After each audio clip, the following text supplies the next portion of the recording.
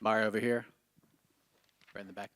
Big fight week for you, but obviously not the opponent you initially signed up for. Find out Saturday that Cody Garbrandt is injured and out of the fight. When did you find out Cody wasn't going to be able to compete, and how did you react to it knowing Cody's name, being a former world champ, and that opportunity was gone for now?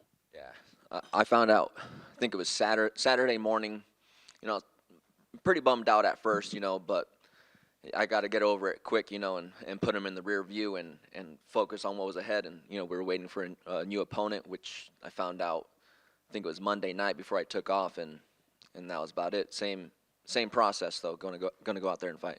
How important was it for you to stay on this card? You're preparing for this big fight with this big name, and you have to switch things up relatively quickly. Did it matter who it was? Just give me anybody at this point? Was that your mindset? Pretty much. The only thing I wanted was to remain on the main card if possible, to keep the eyes on me.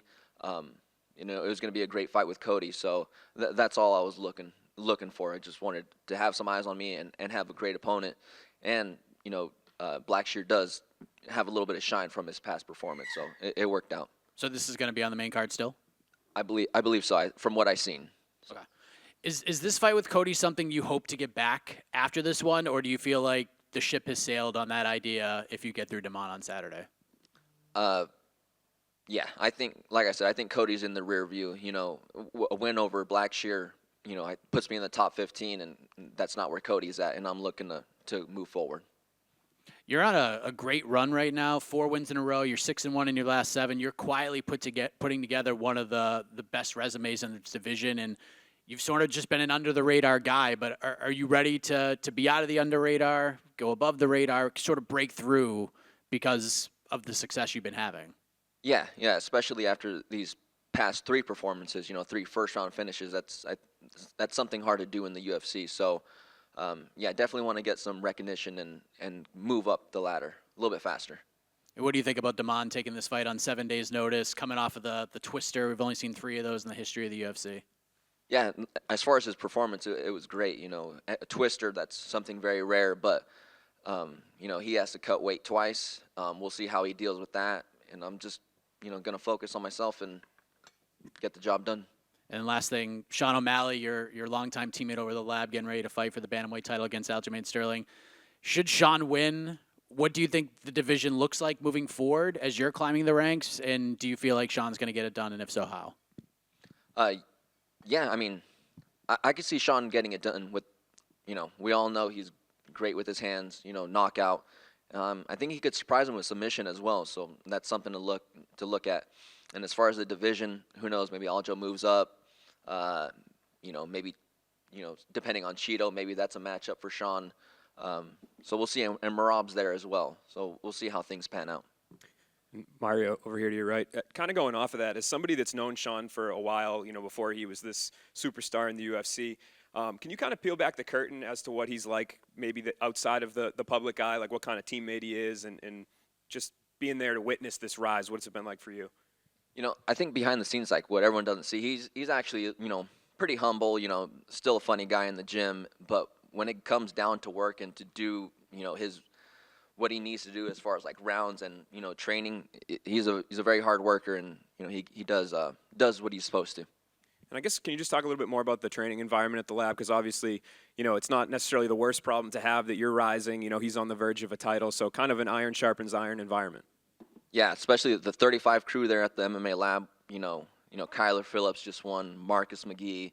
I'm up next, Sean. So we got a group of 35ers there. So we all feed off each other, and we all make each other better.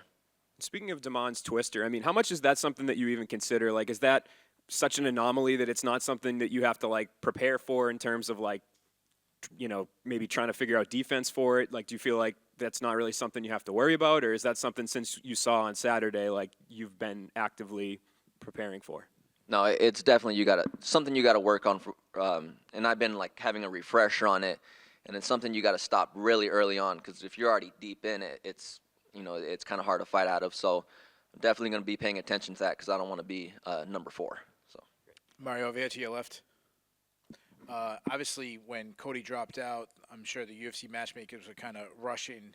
Did they offer you any other names, or was Damon the first name that came along? And if they did offer you other names, why did you pick Damon? Uh, excuse me.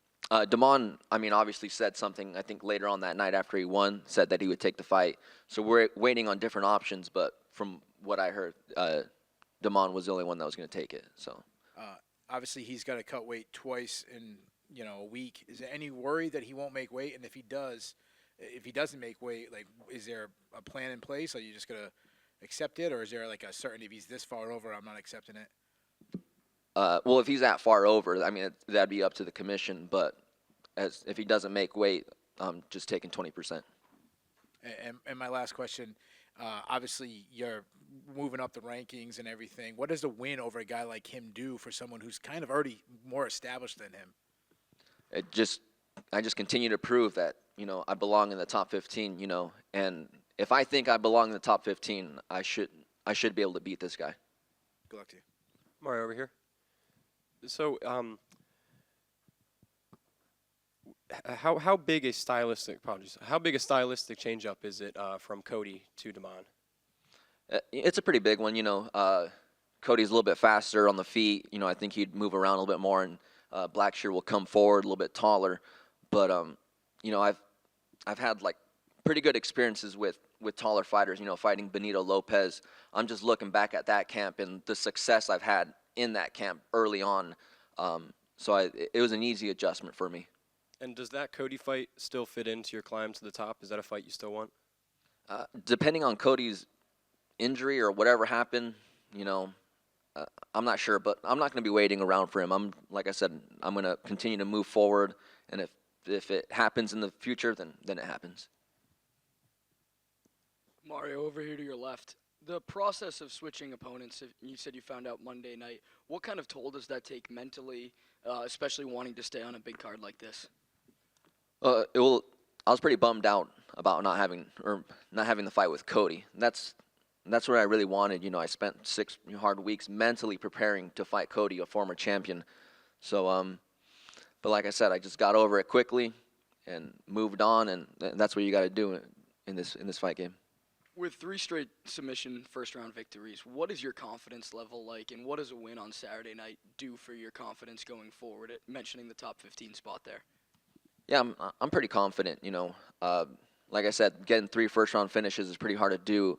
And once I get in there, I really trust myself and what I'm capable of, so it's going to be no different Saturday. Thank you. Good luck.